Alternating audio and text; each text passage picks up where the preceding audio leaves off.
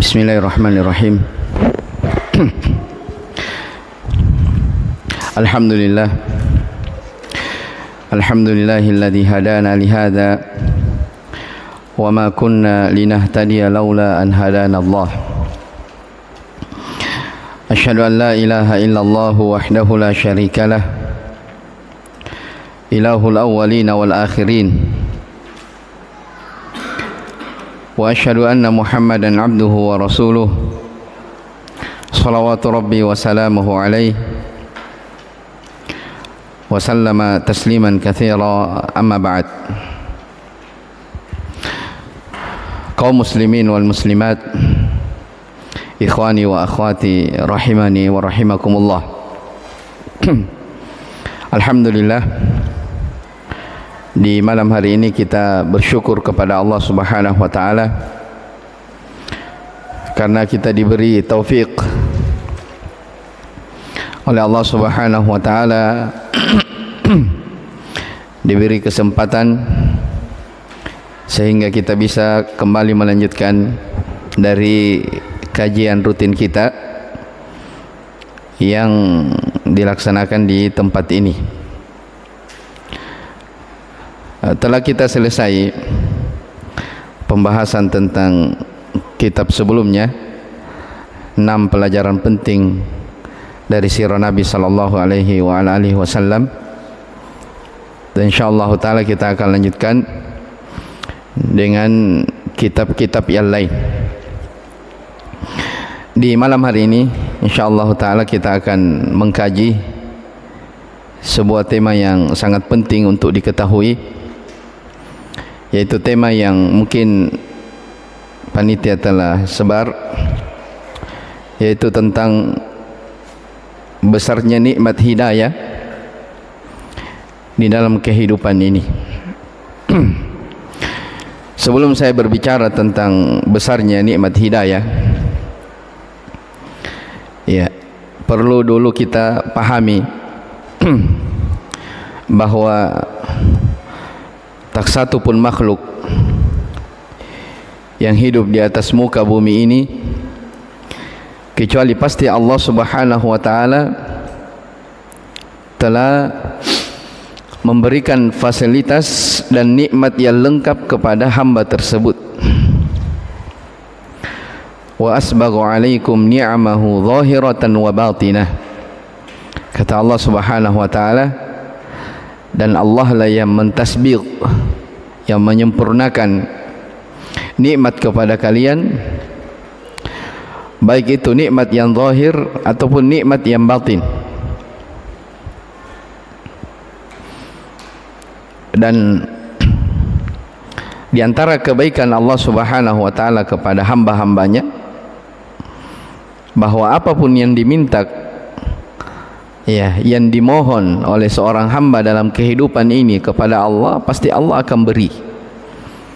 Bahkan nikmat yang hamba tidak minta, tapi Allah tahu kalau si hamba maslahat bagi si hamba ini akan nikmat tersebut, maka Allah akan beri sekalipun dia tidak minta.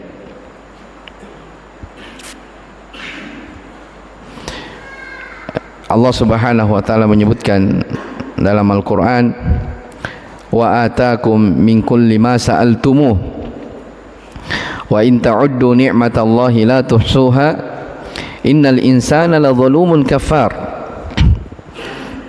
Ya, kata Allah, dan dialah Allah yang memberi, ya, segala sesuatu yang kalian minta. Dalam qiraah lain dikatakan wa atakum min kullin, ditanwin, artinya Allah memberi segala sesuatu, ya, sekalipun yang kalian tidak minta. Wa in ta'uddu ni'matallahi la tuhsuha. Jika kalian ingin menghitung-hitung nikmat Allah, kalian pasti tidak bisa menghitungnya. Sesungguhnya manusia itu, ya, mereka adalah makhluk yang zalim, lagi kufur terhadap nikmat-nikmat. Taib. Jamaah sekalian rahimani wa rahimakumullah, para ulama menyebutkan, ya, bahwa nikmat Allah Subhanahu wa taala yang diberikan kepada makhluk dalam kehidupan dunia ini terbagi menjadi dua. Ya, nikmat yang Allah Subhanahu wa taala curahkan kepada makhluk ini terbagi menjadi dua. Ada nikmat yang umum dan ada nikmat yang khusus. Ya, nikmatun ammatun wa nikmatun khassah. Ya, pemberian Allah berupa nikmat kepada hamba-hambanya ada dua jenis nikmat. Ada nikmat yang bersifat umum dan ada yang nikmat yang bersifat khusus. Ya. Apa maksudnya nikmat yang bersifat umum? Ya, para ulama menjelaskan nikmat yang bersifat umum itulah nikmat yang bersyarikat antara semua makhluk. Bahkan jangankan antara manusia satu dengan yang lainnya, jangankan antara mukmin dengan kafir, dengan ahlu ta'ah, ahli taat dengan pelaku maksiat, bahkan bersyarikat antara makhluk manusia dengan hewan sekalipun. Ya, contoh misalnya apa? Nikmat berupa rezeki. Ya, nikmat berupa syahwat. Nikmat berupa kehidupan dunia. Allah Subhanahu wa taala berikan kepada makhluk seluruhnya. Ya. Ya, mukmin maupun kafirnya. Ahli taat ataupun ahli maksiatnya. Ya, manusia ataupun hewannya sekalipun. Ini nikmat apa? Nikmat umum. Dan itu banyak disinggung dalam Al-Quran. Wa ma min dabbatin fil ardi illa 'ala Allahi rizquha. Kata Allah Subhanahu wa taala, tidak ada satupun makhluk yang berjalan di atas muka bumi ini kecuali Allah yang telah menanggung rezekinya. Iya. Wa ka'ayyin min dabbatin la tahmilu rizqaha Allahu yarzuquha wa iyyakum. Betapa banyak makhluk yang mereka tidak bisa menanggung rezekinya, tapi Allah yang memberi rezeki kepada kalian dan kepada mereka. Ya. Dan juga Allah Subhanahu wa taala ketika membantah orang-orang musyrikin. Ya, karena orang-orang musyrikin ya, mereka membunuh anak-anak mereka karena takut miskin. Ya, mereka menjaga jarak antara anak yang mereka lahirkan, tidak ingin banyak anaknya. Kenapa? Karena mereka menyangka bahwa banyaknya anak itu adalah kesempitan di dalam hidup. Maka Allah Subhanahu wa taala membantah mereka, orang-orang musyrikin. Wala taqtulu auladakum khasyata imlaqin nahnu narzuquhum wa iyyakum. Ya, kata Allah kepada mereka, jangan kalian membunuh anak-anak kalian karena takut miskin. Ya, kamilah yang memberi rezeki kepada mereka, yaitu anakmu, wa iyyakum, dan kepada kalian. Ya, jadi jangan takut miskin karena rezeki itu sudah diatur oleh Allah Subhanahu wa taala. Ini nikmat yang bersifat umum, semuanya diberi oleh Allah Subhanahu wa taala, mukmin ataupun kafir, pelaku maksiat, ya, ahli ta'ah, orang yang berada di atas ketaatan, pelaku maksiat, semuanya dapat. Baik. Nikmat yang kedua, sebagaimana yang kita sebutkan tadi, ada nikmat khusus. Ya, dan ini yang salah satu yang kita ingin bahas di sini. Nikmat khusus itu, kata para ulama, adalah nikmat pemberian Allah Subhanahu wa taala yang diberi kepada sebahagian hambanya, tapi ditahan terhadap hamba yang lain. Saya ulangi, apa itu nikmat khusus? Pemberian khusus Allah Subhanahu wa taala kepada hamba, yaitu nikmat yang Allah Subhanahu wa taala beri kepada sebahagian hambanya, tapi ditahan untuk hamba yang lain. Tapi ada yang ditahan, itu semuanya sesuai dengan ketentuan dan hikmah Allah Subhanahu wa taala. Ya, sesuai dengan kemahaadilan Allah Subhanahu wa taala. Di antara nikmat khusus tersebut, itulah nikmat yang kita akan kaji di sini, adalah nikmat berada di atas hidayah. Ya, nikmat berada di atas hidayah. Jadi kalau kita merenung Kalau kita berpikir secara logika, ya, dari sekian banyak nikmat Allah Subhanahu wa taala yang kita rasakan dalam kehidupan ini, ya, yang kita tadi simpulkan ada dua, ada yang umum, ada yang khusus.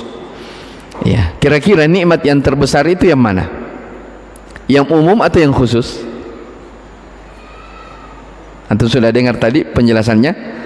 Ada dua nikmat dari sekian banyak nikmat. Wa asbaghu alaikum ni'amahu zahiratan wa batina. Allah berikan segala sesuatu yang kalian minta, bahkan yang tidak minta, kalian tidak minta, Allah beri. Nah, kita simpulkan tadi ada dua. Para ulama menyimpulkan ada dua, ada nikmat khusus, ada nikmat umum. Sekarang pertanyaan, kalau kita pikir-pikir, yang mana nikmat terbesar, yang umum atau yang khusus? Nikmat khusus. Kenapa kita katakan nikmat yang khusus ini adalah nikmat besar? Karena dia adalah nikmat yang diberi kepada hamba-hamba pilihan Allah Subhanahu wa taala, ditahan untuk yang lain. Ya. Ditahan untuk yang lain.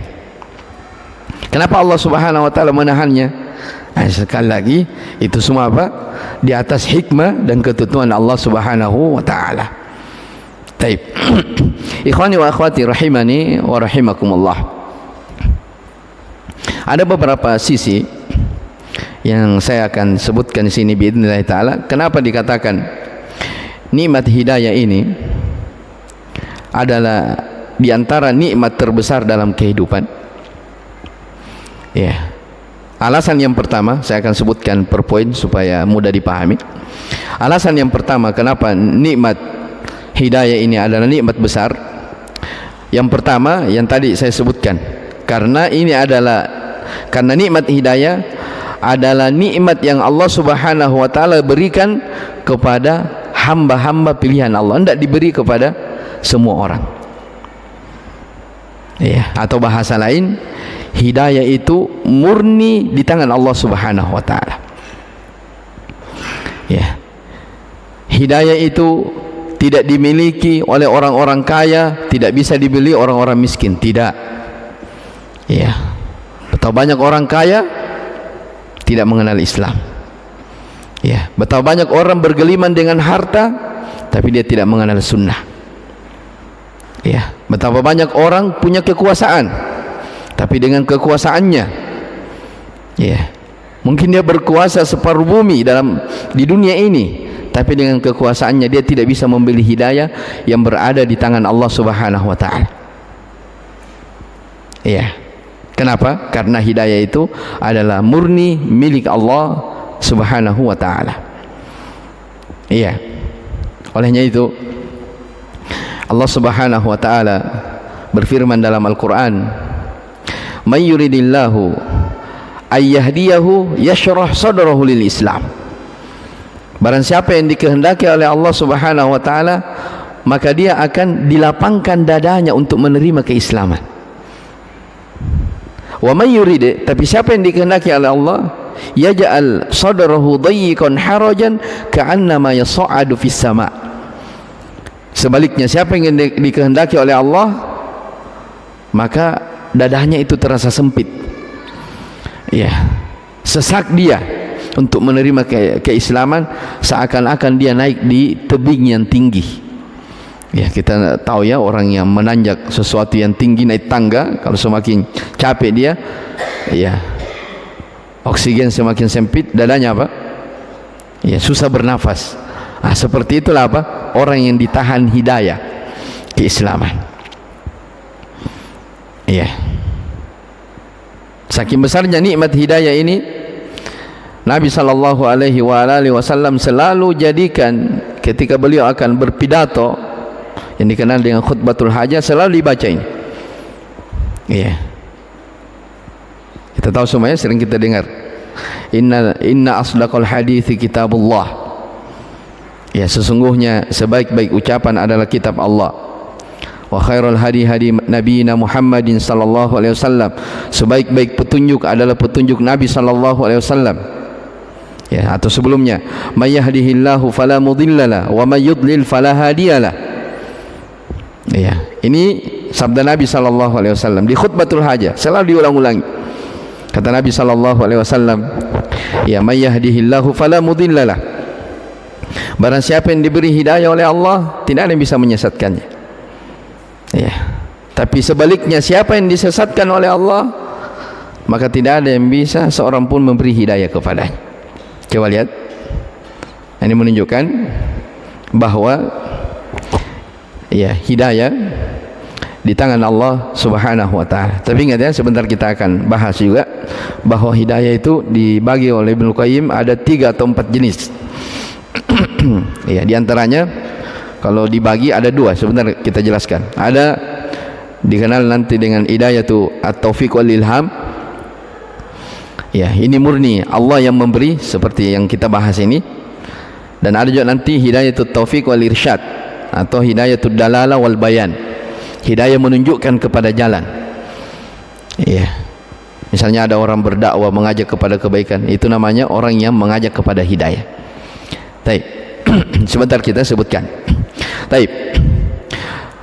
Jadi saya ulangi jamaah sekalian rahimani wa rahimakumullah.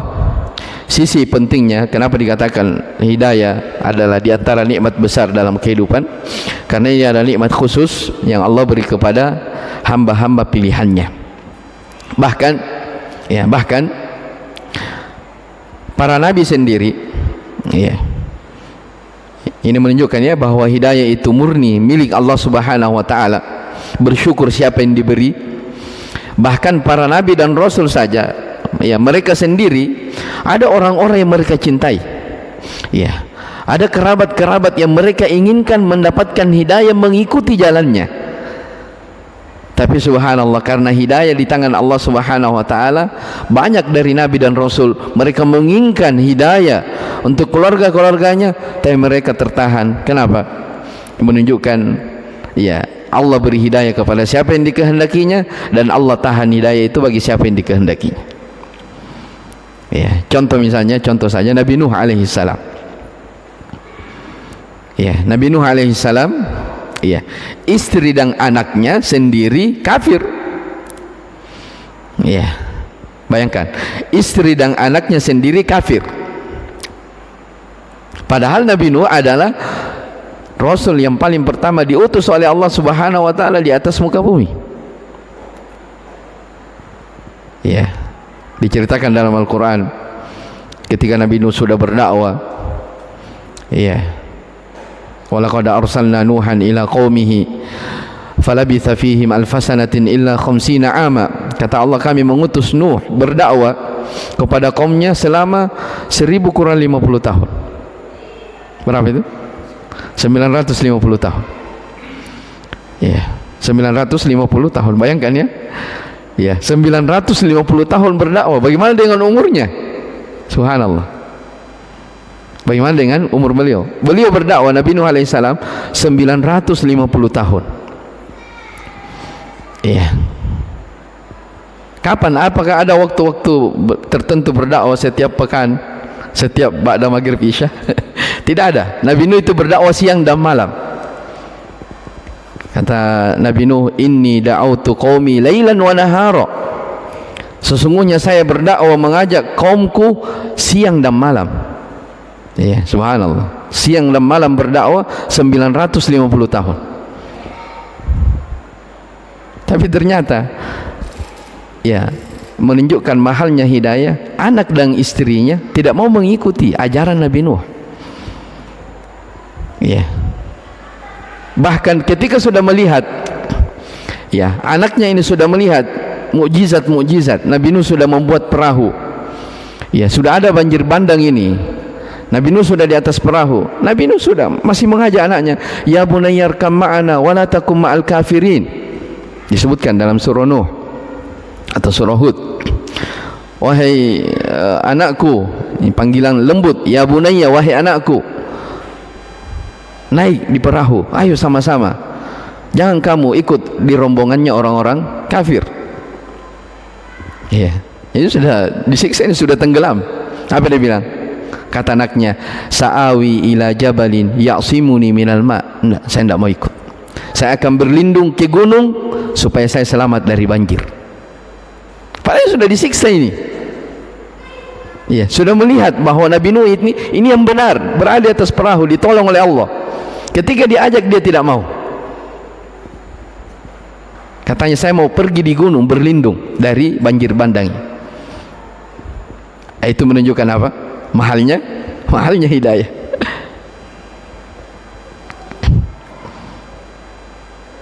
Taib. Demikian pula, ya, contoh lain misalnya istrinya Nabi Lut alaihissalam, ya, yang kita kenal, ya, kaumnya Nabi Lut alaihissalam adalah kaum yang keras kepala, bahkan ini adalah kaum yang fitrahnya terbalik, ya, suka sesama jenis,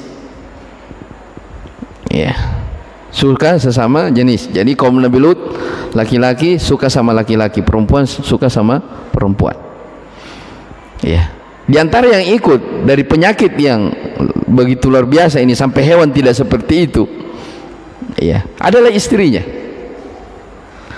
Ya, ketika Nabi Lut berdakwah kepada mereka, apa kata kaumnya? Innahu unasun yatatahharun. Ya, tidak usah dengar dakwahnya Nabi Lut. Mereka itu adalah manusia-manusia yang sok suci. Ya, innahum unasun yatatahharun, disebutkan dalam Al-Quran. Jadi ketika mereka didakwai oleh Nabi Lut, mereka bilang apa? Tidak usah dengarkan Nabi Lut. Mereka itu adalah sekelompok manusia yang apa? Sok suci. Ya, kita sering dengar, ya, kalau ada orang mengajak kepada kebaikan, kadang kita dikata-katai, kamu ini sok suci. Ya, jadi istilah sok suci itu dari dulu ada orang. Jadi kalau ada orang mengajak kebaikan, dibilangi sok suci, itu bahasa Al-Quran itu. Bahasa kaumnya Nabi Lut kepada Nabi Lut yang membangkang. Ya, makanya jangan heran kalau sekarang ada orang diajak kepada kebaikan, ya, ditimpali kita, dia mau sok suci dulu, ya, tak? Tapi jangan balas, jangan bilang kamu sok kotor, ya. Ini tidak cocok, ya. Jadi kata-kata itu sudah ada dari zaman dahulu. Taib. Nabi Lut alaihissalam, ternyata, ya, beliau adalah seorang nabi tapi istrinya kafir. Iya, makanya Allah Subhanahu wa taala membuat permisalan di dalam Al-Qur'an. Iya. Dalam surat Tahrim kata Allah, daraballahu mathalan lil ladzina kafaru imra'ata nuhin wa imra'ata lut kanata tahta 'abdaini min ibadina salihaini fakhanatahuma falam yughniya 'anhuma min Allahi syai'a wa qila dadkhulan nar ma'ad dakhilin. Allah membuat permisalan, ya, bagi orang-orang kafir itu. Apa permisalan itu? Yaitu istrinya Nabi Nuh dan istrinya Nuh dan istrinya Nabi Lut. Ya, kata Allah, kanata tahta abdaini min ibadina salihin. Ya, dua istri ini subhanallah berada di dalam pengawasan dua hamba kami yang soleh. Ya, berada dalam dua pengawasan hamba kami yang soleh, Nabi Nuh dan Nabi Lut. Fakhanatahuma, tapi keduanya berkhianat. Falam yughniya anhuma minallahi syai'an, maka keduanya tidak bisa menolong mereka sedikit pun di hadapan Allah Subhanahu wa taala. Iya, ini juga menunjukkan, memberikan pelajaran kepada kita bahwa garis keturunan itu tidak akan memberikan manfaat kepada kita, sebagaimana telah kita bahas dalam masail jahiliyah.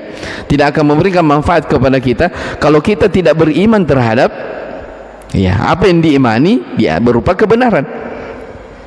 Ya, jadi kalau ada orang misalnya mengaku saya ini keturunan Nabi, misalnya saya ini keturunan orang yang baik-baik, tapi dia tidak mau melakukan kebaikan, ya, mengaku keturunan Nabi tapi tidak mengikuti sunnah Nabi sallallahu alaihi wasallam, tidak ada manfaatnya.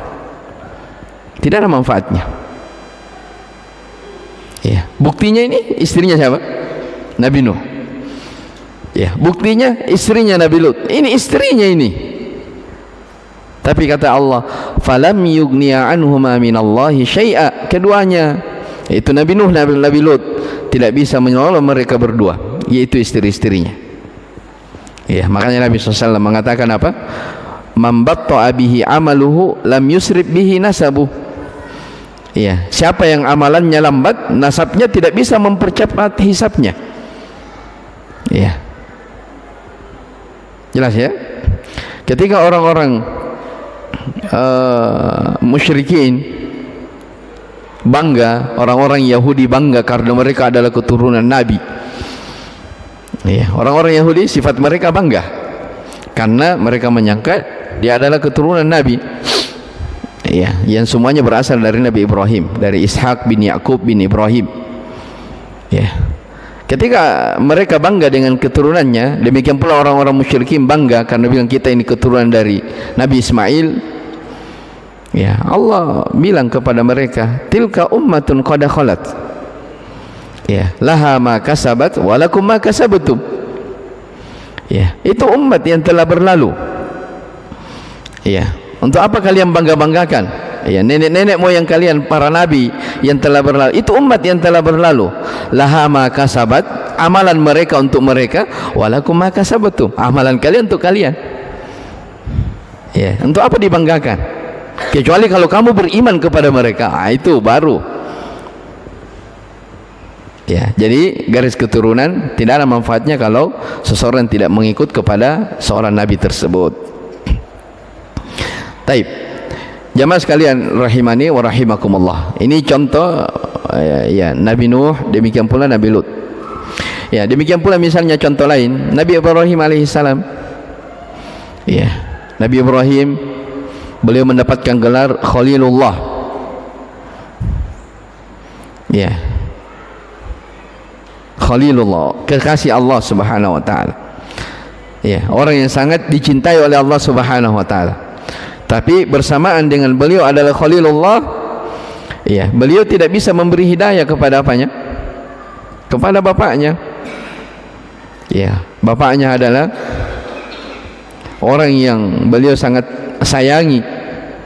Ketika dipanggil bapaknya, dia panggil bilang ya abati, wahai ayahku yang sangat saya cintai. Tapi ternyata ayahnya adalah pembuat berhala. Ya abati lima ta'budu ma la tasma'u wa la tubsir wa la tughni anka minallahi syai'a. Ya, wahai ayahku yang aku sayangi, kenapa engkau beribadah menyembah kepada sesuatu yang tidak bisa mendengar, ya, tidak bisa melihat, dan tidak bisa mencukupimu sedikit pun juga. Ya, dakwah terus. Nabi Ibrahim mendakwai ayahnya dan kaumnya. Ya, ternyata di akhir kisah dikatakan la illam tantahi la arjumannak. Ya, wahai Ibrahim, berhenti kamu berdakwah. Kalau kamu tidak mau berhenti bicara di situ, saya akan rajam kamu. Coba lihat besarnya nikmat hidayah. Iya. Contoh yang paling dekat adalah Nabi kita Muhammad sallallahu alaihi wa alihi wasallam. Ya, Nabi sallallahu alaihi wa alihi wasallam, ya, tidak bisa memberi hidayah kepada paman-pamannya yang sangat beliau cintai. Ya, tidak bisa memberi hidayah kepada Abu Lahab. Demikian pula tidak bisa memberi hidayah kepada pamannya Abu Talib. Ya, sampai sering kita dengar ya dalam hadis ketika Abu Talib akan meninggal, Nabi sallallahu alaihi wasallam sangat cintanya kepada pamannya. Ya, beliau datangi Abu Talib ini, ya ammi qul la ilaha illallah kalimatan uhajju laka biha indallah. Ya, wahai pamanku, ucapkan la ilaha illallah, satu kalimat yang akan aku bela kamu di hadapan Allah. Ya, dijamin kalau kau ucapkan la ilaha illallah, saya akan bela kamu di hadapan Allah. Ya, atarghabu an millati Abdul Muttalib. Ya, ternyata ada di situ Abu Jahal dan Abdullah bin Abi Umayyah mengatakan, apa kamu sudah benci dengan agama bapakmu Abdul Muttalib? Ya, Nabi mengajak la ilaha illallah, dia tidak mau karena ada teman dekatnya di situ. Maka fakana akhiru ma yaqul huwa ala millati Abdul Muttalib. Akhir yang dia ucapkan adalah berada di atas agama nenek moyangnya. Ya, mahalnya hidayah. Ya, orang-orang Yahudi, ya, yang tinggal bersama Nabi sallallahu alaihi wasallam di kota Madinah puluhan tahun. Ya, orang-orang Yahudi yang tinggal lama bersama Nabi SAW di kota Madinah. Ya, mereka tahu kebenaran. Mereka sudah wanti-wanti bahwa akan ada Nabi yang diutus. Yang orang-orang Yahudi. Saking taunya Nabi Muhammad, dia bilang, Allah mengatakan, ya'rifunahu kama ya'rifuna abna'ahum. Ya, mereka mengenal Muhammad, mengenal kebenaran seperti mengenal anak-anak mereka sendiri. Subhanallah. Orang Yahudi seperti itu. Ya, makanya orang Yahudi mereka disebut dengan apa? Sebutan ahlul kitab. Ya, dalam Al-Quran selalu mereka dipanggil apa? Ya ahlul kitabi, ta'alau, ya ahlul kitab. Itu panggilan Allah kepada mereka Yahudi. Kenapa dipanggil ya ahlul kitab? Ya, karena mereka sangat paham isi kitabnya. Ya, orang-orang Yahudi itu tahu betul itu kitab Taurat isinya. Mereka hafalkan kandungan di dalamnya. Tahu mereka. Ternyata dalam kitab Taurat itu ada bahwa akan ada nabi, ya, yang namanya Ahmad atau Muhammad diutus kepada mereka. Mereka tahu itu. Ya, makanya diulang dalam Al-Quran dalam surah Al-Baqarah. Ya, alladzina atainahumul kitab, kata Allah, orang-orang yang kami berikan kepada mereka Alkitab, Yahudi, ya'rifunahu kama ya'rifuna abna'ahum. Ya, mereka mengenal itu Muhammad itu seperti mengenal anak-anak mereka sendiri. Iya. Tinggal bersama Nabi di kota Madinah. Kenapa tidak mau beriman? Padahal tahu kebenaran. Itulah hidayah yang kita bahas. Besarnya nikmat hidayah. Karena hidayah itu adalah murni milik Allah Subhanahu wa taala. Yahdi man yasha wa yudhillu man yasha. Ya, Allah beri hidayah kepada siapa yang dikehendaki dan disesatkan bagi siapa yang Allah kehendaki. Orang-orang munafikin, satu contoh lagi. Ya, ini saya sengaja banyak sebutkan contoh-contoh dalam Al-Quran, ya, supaya kita paham betul nikmat hidayah dalam kehidupan itu besar. Ya, jadi kalau misalnya ada sesuatu dari kehidupan dunia yang belum sampai kita dapatkan hingga hari ini, jangan terlalu bersedih. Ya, ada nikmat yang besar, nikmat hidayah, apalagi berada di atas sunnah. Iya. Taib. Contoh lain, orang-orang munafikin. Iya, yang dikomandoi oleh Abdullah bin Ubay bin Salul, pentolan dari orang munafikin. Ya, orang-orang munafikin sama, mereka tinggal bersama Nabi SAW. Ya, bahkan orang-orang munafikin guru mereka adalah Rasulullah SAW. Ya, mereka ikut pengajian di pengajian Nabi SAW. Ustadznya adalah Nabi SAW, kiainya adalah Nabi SAW. Iya tak? Orang munafikin. Siapa kiainya? Nabi SAW. Siapa ustadznya? Nabi SAW. Ya, kalau pergi pengajian bersama siapa? Ya, bersama Nabi SAW. Orang munafikin. Tapi bersamaan dengan itu, karena nikmat hidayah di tangan Allah Subhanahu wa taala, Allah berkata, innal munafiqina fid darkil asfali minan nar. Ya, sesungguhnya orang-orang munafikin itu berada pada lapisan neraka yang paling bawah. Tahsabuhum jami'an wa qulubuhum syatta. Ya, engkau menyangka, ya, mereka itu bersatu, tapi hatinya bercerai-berai. Ya. Wa idza ra'aitahum tu'jibuka ajsamuhum. Ya, apabila engkau melihat mereka, tentang munafikin ini. Kalau engkau melihat orang-orang munafikin, membuat kamu takjub. Wa idza ra'aitahum tu'jibuka ajsamuhum. Wa iyyaqulu tasma' liqaulihim. Kalau mereka berucap, engkau pasti mendengar ucapannya. Subhanallah. Tapi ternyata apa? Mereka Islam zahirnya, tapi menyembunyikan kekafiran dalam hatinya. Allah Maha tahu. Iya. Maka mereka kaum munafikin berjumpa dengan Nabi sallallahu alaihi wasallam, Kaum munafikin mereka melihat proses turunnya wahyu. Ya. Orang-orang munafikin melihat proses turunnya Al-Quran yang diberikan kepada Muhammad SAW, tapi bersamaan dengan itu Allah ponis mereka, orang-orang munafikin itu berada di dalam lapisan neraka yang paling bawah. Menunjukkan jamaah sekalian rahimani wa rahimakumullah, besarnya nikmat hidayah yang Allah Subhanahu wa taala beri kepada siapa yang dikehendakinya. Taib. Ini sisi yang pertama. Nikmat hidayah itu adalah murni pemberian Allah Subhanahu wa taala. Kemudian juga yang kedua, poin yang kedua, iya. Kenapa dikatakan nikmat hidayah ini adalah nikmat terbesar dalam kehidupan? Alasan yang kedua, ini dijelaskan. Ini saya baca penjelasan Ibnu Qayyim ya. Cuma saya langsung terjemahkan saja. Ya, alasan yang kedua, kenapa hidayah itu dikatakan nikmat terbesar dalam kehidupan? Karena hidayah ini, nikmat hidayah ini adalah satu-satunya nikmat yang akan diingat oleh penghuni surga ketika mereka masuk ke dalam surga. Ya, saya ulangi.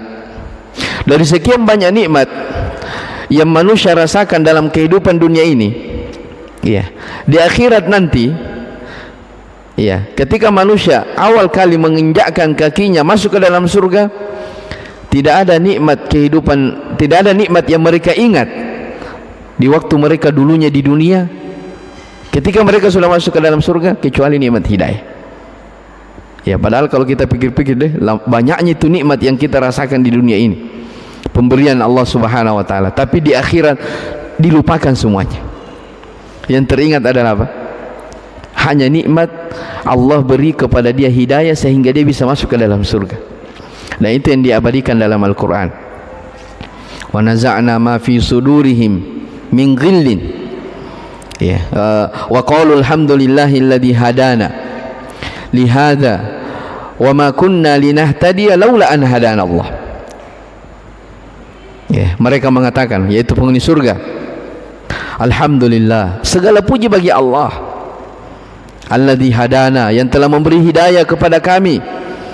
Wa ma kunna linahtadiya laula an hadallah. Kami tidak akan bisa berada di dalam hidayah. Kami tidak bisa berada dalam surga ini seandainya bukan apa? Bukan hidayah dari Allah. Ya, olehnya itu jamaah sekalian rahimani wa rahimakumullah, kewajiban kita ketika kita merasa diberi hidayah oleh Allah Subhanahu wa taala, maka kita wajib merawat, menjaga, ya, istiqomah di atas hidayah. Karena kalau kita tidak merawat, tidak menjaganya, boleh jadi Allah akan cabut hidayah itu di dada-dada kita. Ya, dipertahankan. Dan itulah yang kita minta terus dalam solat kita. Ya, dalam surah Al-Fatihah diulang-ulangi terus 17 kali. Ya, bayangkan. Ya, ini poin yang ketiga sebenarnya disebutkan oleh para ulama. Ya, alasan ketiga kenapa di antara nikmat besar itu adalah nikmat hidayah dalam kehidupan. Allah perintah kita, ya, dalam surah Al-Fatihah untuk banyak meminta, dan ternyata yang diminta itu adalah hidayah. Ya, kita tahu ya surah Al-Fatihah, pujian-pujian. Alhamdulillahi Rabbil Alamin, pujian. Ar-Rahmanir Rahim, pujian. Maliki Yaumiddin, ikrar. Ya, Allah yang berkuasa. Iyyaka na'budu wa iyyaka nasta'in, penyerahan diri hanya kepada Allah. Hanya kepadamu ya Allah kami beribadah, hanya kepadamu ya Allah kami mohon pertolongan. Ya, ternyata apa yang minta setelah kita memuji Allah Subhanahu wa taala di dua ayat yang pertama, setelah kita mengikrar tentang tauhidullah di ayat yang ketiga, yang keempat ketika kita mengikrar akan penghambaan kita kepada Allah Subhanahu wa taala, apa yang kita minta di ayat setelahnya? Ihdinas siratal mustaqim, tunjukilah kami ya Allah kepada hidayahmu, tunjukilah kami kepada jalanmu yang lurus. Itu hidayah yang diminta. Ya, dan sering saya sampaikan ya, faedah dari Syekhul Islam Ibnu Taimiyah rahimahullah ketika beliau menyinggung tentang ayat itu, ihdinas siratal mustaqim, tunjukilah kami kepada jalan yang lurus. Maknanya, ya Allah, jika memang kami tersesat dalam kehidupan dunia ini, berilah kami hidayah sehingga kami bisa berada di atas jalan yang lurus. Ya, kalau memang saya tersesat, beri hidayah. Maka kita minta ihdinas siratal mustaqim. Yang kedua, ya Allah, kalau memang kami sudah berada di atas jalan yang lurus, ihdinas siratal mustaqim, yaitu istiqomahkanlah kami di atas jalan yang lurus itu. Dua. Yang ketiga, ya Allah, jika kami sudah istiqomah di atas jalan yang lurus, ihdinas siratal mustaqim, bukakanlah untuk kami pintu-pintu kebaikan yang lain. Ya, karena ada orang, ya, dia bisa berada di atas jalan keislaman, tapi dia belum bisa mengamalkan amalan-amalan yang mungkin orang lain sudah memiliki amalan itu. Maka kita memohon hidayah kepada Allah agar kita bisa beramal seperti orang yang berada di lebih baik daripada kita. Ya, seperti itu. Iya, taib. Itu alasan yang ketiga. Kenapa nikmat hidayah ini di antara nikmat terbesar? Karena itu adalah nikmat yang kita selalu diperintah untuk meminta berulang kali. Ya, dan di doa Nabi sallallahu alaihi wasallam juga banyak doa. Ya. Ya, kita diperintah untuk apa? Untuk meminta hidayah. Taib. Alasan berikutnya. Sudah saya? Belum? Sedikit lagi ya.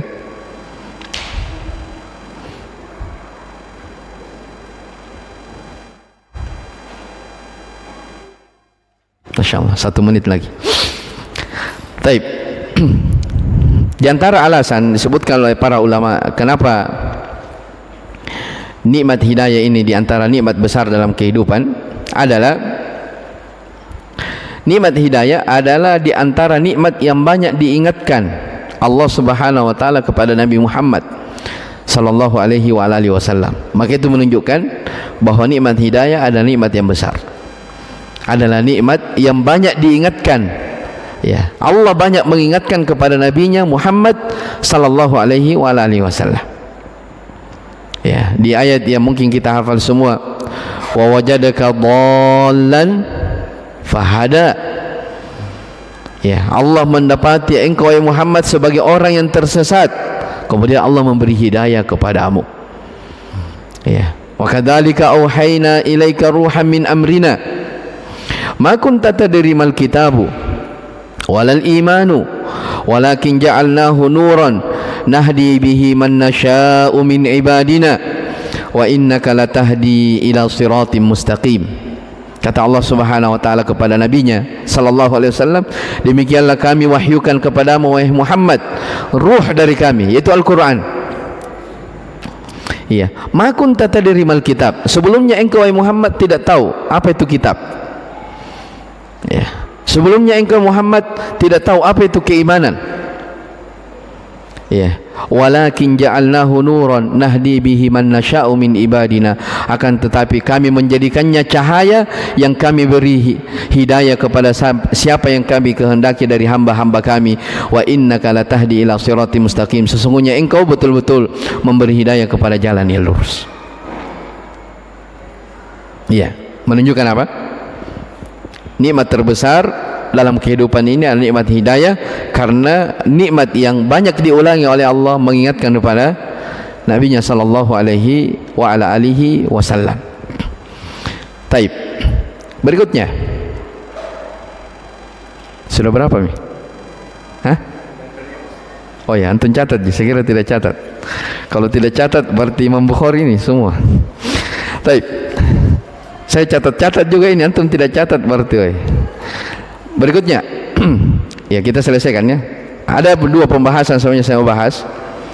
Besarnya nikmat hidayah. Yang kedua, penghalang-penghalang seseorang tidak dapat hidayah. InsyaAllah mungkin ini pekan depan kita baca penjelasan Ibnu Qayyim. Jadi beliau menjelaskan tentang sebab-sebab atau besarnya nikmat hidayah. Satu. Yang kedua, penghalang-penghalang, ya, manusia itu tidak dapat apa? Hidayah. Jadi Allah itu tidak memberi hidayah kepada orang bukan karena Allah zalim, bukan. Ya, memang karena hamba ini tidak berhak dapat. Seperti itu. Kalau ada yang diberi berarti dia berhak. sesuai dengan apa? Hikmah adilnya Allah kepada hamba-hambanya. Ya, jadi kenapa ada orang yang disesatkan? Berarti Allah zalim? Tidak. Ya, ini yang kita mau jelaskan. Apa sebab-sebab sehingga seseorang bisa terhalang dari yang namanya apa? Mendapatkan hidayah. Tapi berikutnya, ini yang terakhir mungkin. Di antara sebab atau di antara kenapa dikatakan nikmat hidayah ini adalah nikmat terbesar dalam kehidupan, karena orang yang menjadi sebab, ya, orang lain dapat hidayah, ganjarannya, pahalanya besar. Ya, saya ulangi, kenapa nikmat hidayah ini nikmat besar? Karena orang yang menjadi sebab orang lain dapat hidayah, dia akan diberikan pahala yang terbesar. Itu menunjukkan bahwa besarnya nikmat hidayah. Ya, Nabi sallallahu alaihi wasallam bersabda, ya, dalam hadis Ibnu Abbas riwayat Bukhari Muslim, la ayyahdiyallahu bika rajulan wahidan khairul laka min humrin ni'am. Ya, seandainya Allah memberi hidayah kepada seseorang karena kamu, ya, satu orang yang dapat hidayah dari Allah karena sebab kamu, maka itu lebih baik daripada onta merah. Ya, kalau kita sekarang berbicara tentang onta merah mungkin tidak terlalu berharga karena kita tidak tahu itu harga onta. Ya, onta merah itu kata para ulama adalah harga termahal kendaraan yang dimiliki oleh orang-orang terdahulu. Itu onta merah. Ya, kalau sekarang ya, ada pernah orang Yaman cerita ya tentang onta merah itu, kalau dinilai katanya dengan, ya, kalau kita rupiah ya, itu miliaran. Ya, tidak ada apa-apanya itu mobil mewah itu harga onta merah. Ya, itu humrun ni'am. Jadi Nabi SAW mengatakan, seandainya seseorang mendapat hidayah karena sebab engkau, maka itu lebih baik bagimu daripada apa? Onta merah. Paham ya? Ini menunjukkan bahwa hidayah itu apa? Hidayah itu sangat berharga dalam kehidupan. Sampai sebab ada orang jadi sebab orang lain dapat hidayah, dia dapat pahala besar juga. Ya, makanya terakhir jamaah sekalian rahimani wa rahimakumullah, ya, kita semua punya kewajiban untuk berdakwah, menyampaikan, ya, men-share info kajian itu dakwah. Ya, mengajak orang pergi taklim itu sebab-sebab hidayah. Ya, menyuruh orang untuk, ya, kebaikan itu hidayah. Maka jangan pernah bosan. Ya, jangan pernah merasa, ya, untuk apalagi kita sekarang hidup di apa namanya di dunia, banyak orang hidup di dunia apa, di dunia maya ya, dunia maya. Ya, kalau orang di luar sana, ya, banyak memposting perkara-perkara yang mungkin tidak ada faedahnya, bahkan dosa dan maksiat. Ya, kita yang alhamdulillah dapat hidayah, berada di atas Islam, berada di atas sunnah Rasulullah SAW, semangat menyebarkan kebaikan, sekalipun hanya apa, ya, info taklim, menyebar faedah. Kita tidak tahu, ya, boleh jadi dengan postingan yang kita posting orang apa, tergerak untuk mendapat apa, hidayah. Ya, maka jangan pernah meremehkan kebaikan. La tahqiranna minal ma'rufi syai'an. Ya, jangan sekali-kali kata Nabi SAW engkau pernah sedikit pun meremehkan dari kebaikan. Taib, alasan yang terakhir kenapa hidayah itu adalah nikmat terbesar dalam kehidupan, iya, karena ini juga adalah nikmat terbesar yang banyak Nabi SAW ingatkan kepada para sahabatnya. Ya, di antara nikmat yang banyak Nabi ingatkan kepada para sahabatnya adalah nikmat hidayah. Ya, Nabi SAW di perang Khandaq, pada saat beliau menggarip parit ini, mau berperang ini, ya, sempat-sempatnya Nabi bersabda kepada para sahabatnya, wallahi laulallah, ya, laulallah mahtadaina. Ya, kata Nabi SAW kepada para sahabatnya, demi Allah, seandainya bukan karena Allah, maka kita tidak akan berada di atas hidayah ini. Laulallah mahtadaina, seandainya bukan karena Allah, kita tidak akan berada di atas hidayah. Seandainya bukan karena Allah, ma shallaina, kita tidak bisa salat, kita tidak bisa berpuasa, kita tidak bisa bersedekah. Ya, maka diingatkan. Ya, Nabi SAW mengingatkan kepada para sahabatnya tentang besarnya mereka berada di atas kebaikan. Itulah hidayah yang Allah Subhanahu wa taala beri kepada siapa yang dikehendakinya, dan ditahan, ya, kepada siapa yang dikehendaki oleh Allah Subhanahu wa taala.